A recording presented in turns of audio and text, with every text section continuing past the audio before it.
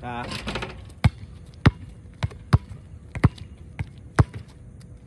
Ilan taon na kayo, Tay? Ilan taon na kayo? 59. 59? Grabe pa, ang lakas nyo ba? Ilan taon kayo nag-basketball? Mga 12 siguro. Wait. Alos pares lang. Ako 30 na ako nag-umpisa. Tapos ngayon, nag-aaral-aral pa lang ako noon kasi bihira court noon eh.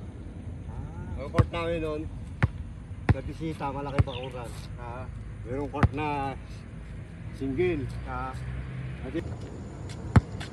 Sana, pagdanda ako, malakas pa rin ako para si Tatay Emil. Para nakapaglaro pa rin ako ng basketball.